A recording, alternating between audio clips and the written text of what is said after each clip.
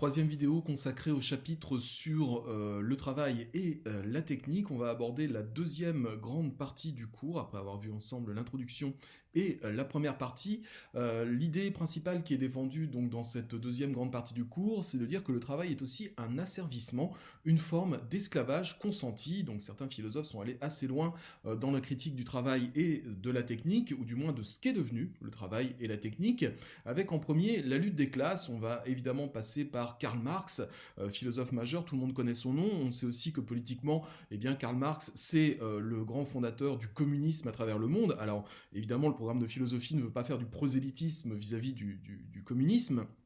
On sait très bien comment ça s'est déroulé dans les différents pays communistes au XXe siècle. À chaque fois, l'application des idées communistes a été une véritable catastrophe, a donné lieu à des dictatures, à des millions de morts. Mais on continue malgré tout à étudier les idées de Karl Marx parce que sur le papier, c'est une critique intéressante du capitalisme, c'est une critique intéressante du travail ou ce qu'il est devenu. Bref, Marx reste malgré tout intéressant, même si on sait très bien que ses idées sont totalement inapplicables, ou du moins ont été toujours extrêmement mal appliquées et ont donné lieu à des dictatures et à des véritables catastrophes politiques. Lutte des classes donc. Pourquoi est-ce qu'on parle de lutte des classes chez Karl Marx ? Eh bien, Karl Marx, c'est un penseur du 19e siècle. Il naît en 1818, il meurt en 1883. Et tout au long de sa vie, Karl Marx est une espèce d'outsider, quelqu'un qui n'a pas d'activité vraiment rémunérée. Il a fait des études d'histoire, de philosophie, et il se sert de ses études pour dénoncer le capitalisme tel qu'il existe à travers le monde. On est à l'époque, au 19e siècle, dans la deuxième grande révolution industrielle,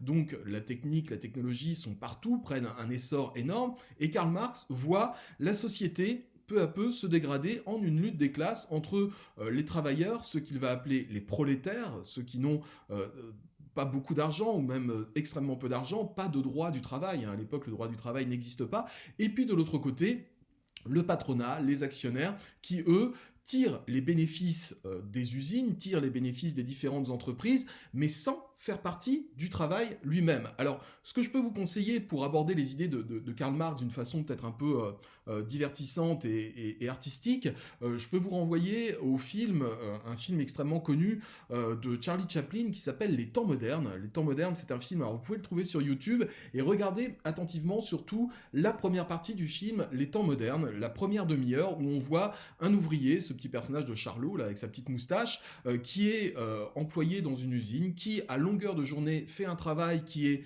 répétitif, totalement abrutissant, il sert de vis comme ça, et sur des objectifs de rentabilité définis par un patronat qui n'a jamais mis les pieds, évidemment, sur les chaînes de montage de l'usine, ce petit bonhomme, ce petit personnage, Charlot, devient complètement fou à force de visser ses deux vis à longueur de journée.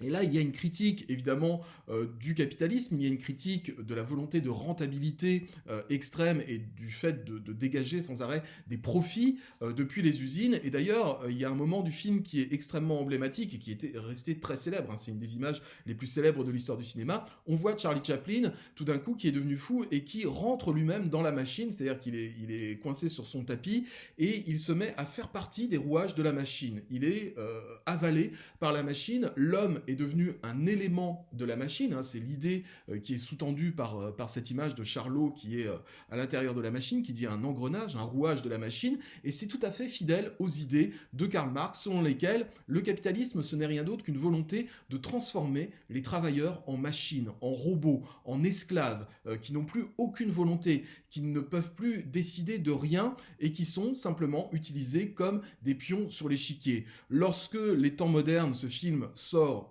aux États-Unis et partout dans le monde, c'est un véritable triomphe, tout le monde se précipite pour aller voir le film, mais il faut savoir, pour l'anecdote, et c'est assez intéressant, qu'à l'époque, aux États-Unis, il y avait une commission politique qui s'appelait la commission des activités anti-américaines, la commission McCarthy, du sénateur McCarthy. Et cette commission des activités anti-américaines, qui est chargée de traquer les idées communistes dans les différentes œuvres, va bien gentiment demander à Charlie Chaplin de quitter les États-Unis. Et c'est pour ça que Charlie Chaplin va se retrouver exilé en Europe. Il va finir sa vie en Suisse parce qu'il est chassé du territoire américain pour avoir promu les idées marxistes à travers son film Les Temps modernes. Donc c'est très intéressant de voir ce film historiquement Les Temps modernes, qui est à la fois un véritable triomphe populaire à travers le monde et qui en profite pour faire passer des idées qui sont les idées du communisme et de Karl Marx.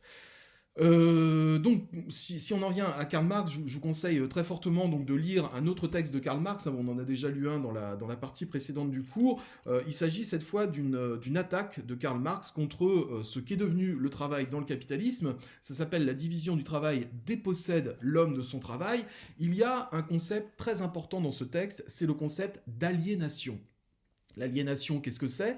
C'est le fait de devenir étranger à soi-même. Aliénation, vous trouvez d'ailleurs la racine alien. Quand on parle d'un alien, c'est souvent des visiteurs extraterrestres. Mais alien, en anglais, ça signifie aussi, par exemple, un travailleur qui vient de l'extérieur, notamment des immigrés sans papier. Ce sont des aliens, c'est-à-dire des gens qui viennent de l'extérieur. Et l'aliénation, qu'est-ce que c'est? Pour Marx, c'est une opportunité pour le capitalisme de faire que ce que l'ouvrier produit devient totalement étranger à lui-même.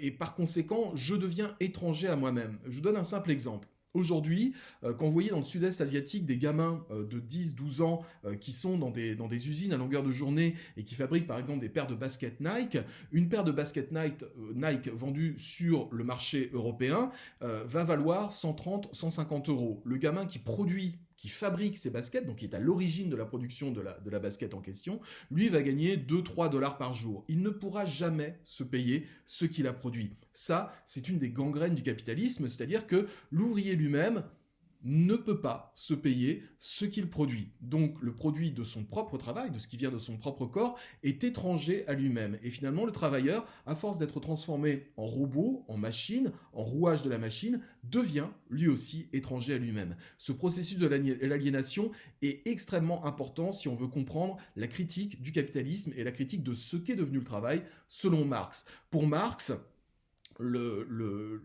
l'état idéal du travailleur, ce serait l'état artisanal. Si vous faites appel à un artisan, c'est quelqu'un qui va venir chez vous, par exemple, vous faites appel à un artisan pour faire votre salle de bain, il va venir chez vous, l'artisan, il va dire, voilà, il y a ça de travail à faire, j'ai besoin de tant de matériel, j'ai besoin de tant de jours de travail, je vous propose tel prix. C'est-à-dire que l'artisan va chiffrer lui-même le prix de son effort, le prix de son travail. Il est libre de fixer le prix. Et bien ça, pour Marx, c'est une bonne chose, c'est une bonne conception du travail, puisque le travailleur est libre de faire son travail, le travailleur est libre de fixer ses propres prix, de ce que vaut son propre travail, alors que dans le système capitaliste, eh bien, vous le verrez dans quelques années quand vous allez vous lancer sur le marché du travail, c'est pas vous qui déterminez combien vous valez aux yeux de celui qui vous emploie ou de celle qui vous emploie. C'est la personne qui vous emploie qui va déterminer que vous valez tant. Donc vous êtes devenu en quelque sorte une sorte d'esclave consenti. Oui, je veux bien travailler à tel prix, mais est-ce que c'est vraiment ce que vaut mon travail? C'est pas à moi de le dire. Et ça, dit Marx, c'est extrêmement malsain. Donc l'état idéal pour Karl Marx, ce serait un état où il n'y aurait que des artisans finalement, des gens qui chiffreraient eux-mêmes le prix de ce qu'ils valent, et une personne en face, un client qui est libre d'accepter ou de refuser le marché en question. La liberté doit être présente dans le travail, dit Marx. Sinon, ça devient effectivement une forme d'esclavage et on devient des espèces de robots soumis à des patrons, à des actionnaires, à des capitalistes, et on devient ce que Marx appelle des prolétaires, des travailleurs qui ne s'appartiennent plus à eux-mêmes, mais qui sont embrigadés dans un système qui les dépasse. Alors, Karl Marx, quelques idées sur votre cours. Karl Marx parle de la société de toutes les époques comme d'une incessante lutte des classes sociales entre dominants et dominés. Marx dit ça a toujours existé. Notre civilisation, notre culture sont entièrement conditionnées par cette lutte de pouvoir. L'Antiquité peut se résumer à l'histoire de l'opposition entre maître et esclave, le Moyen-Âge à l'opposition entre seigneurs et serfs, les serfs c'est ceux qui servent les seigneurs, qui sont les vassaux, et l'époque contemporaine à l'opposition entre bourgeois capitalistes et travailleurs prolétaires. En gros, ce que dit Marx, il commence à écrire dans les années 1830-1840, à l'époque, la Révolution française n'a que 50 ans. Et Marx dit, la Révolution française, c'était un moment où tout devait basculer, où le peuple devait prendre le pouvoir. Eh bien, ce n'est pas du tout ce qui est arrivé. Ceux qui ont pris le pouvoir, ce n'est pas le peuple, mais ce sont les bourgeois. C'est-à-dire des petits malins qui ont profité de la Révolution pour faire des affaires et qui ont pris la place à la tête de la société des nobles.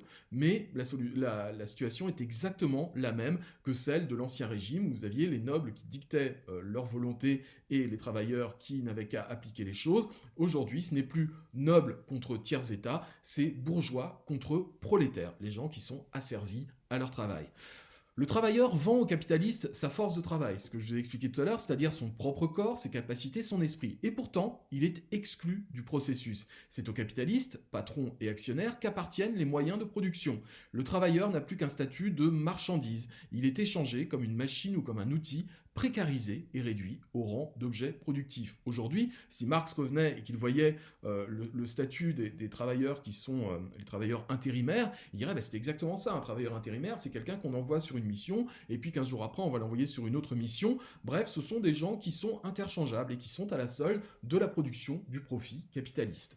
Toutes les luttes, toutes les révolutions partent de là. Les grandes transformations de toutes les époques sont des transformations par le travail, par la superstructure du pouvoir économique. Comment concevoir une amélioration de l'être humain si tout est conditionné par les dominants des différentes époques? Marx parle d'une révolution finale.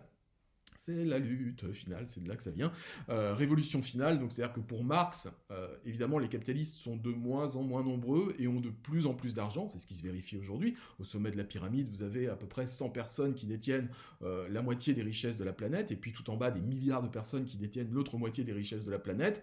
Forcément, le nombre fera à un moment, dit Marx, qu'il y aura une révolution dans la violence, un peu comme la Révolution française, malheureusement, et qu'on assistera à la fin de l'histoire après une dictature du prolétariat.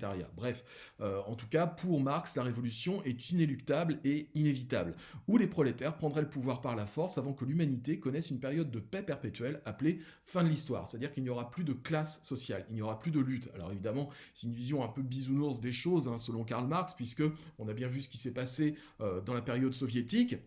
Il y a bien une révolution qui a eu lieu, il y a bien eu une mise en place de la dictature du prolétariat, tout d'un coup c'était les travailleurs, après la révolution de 1919, qui prenaient le pouvoir, mais il y a toujours un dictateur pour se hisser tout en haut du truc et pour imposer une dictature assez atroce. Donc le communisme, si c'est une bonne critique du capitalisme, en tout cas ce n'est en aucun cas une solution, et j'insiste là-dessus, hein, la philosophie n'est absolument pas communiste, mais encore une fois c'est une critique intéressante, et d'ailleurs quand la crise des subprimes était arrivé aux États-Unis, c'était vers 2008.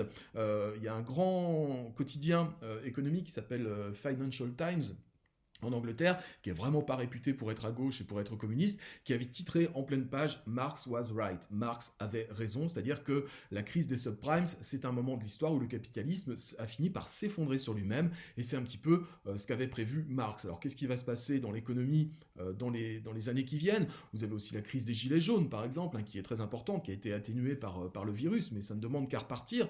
Ce sont des crises qui sont des crises que Marx qualifierait de prolétarienne. Encore une fois, nous sommes dans l'opposition perpétuelle entre ceux qui détiennent l'argent, les moyens de production, le profit, et puis ceux qui sont enchaînés parce qu'ils ont des crédits sur le dos, parce qu'ils doivent aller travailler le matin, parce qu'ils ont besoin de leur salaire, mais qui ne participent absolument pas, ou du moins qui ne profitent absolument pas des profits qui sont générés par le capitalisme. Donc Marx avait effectivement plutôt bien prévu l'époque actuelle. Alors comme la vidéo est un petit peu longue, on va s'arrêter là. On va voir dans la prochaine vidéo le deuxième paragraphe de cette deuxième grande partie du cours. À très vite.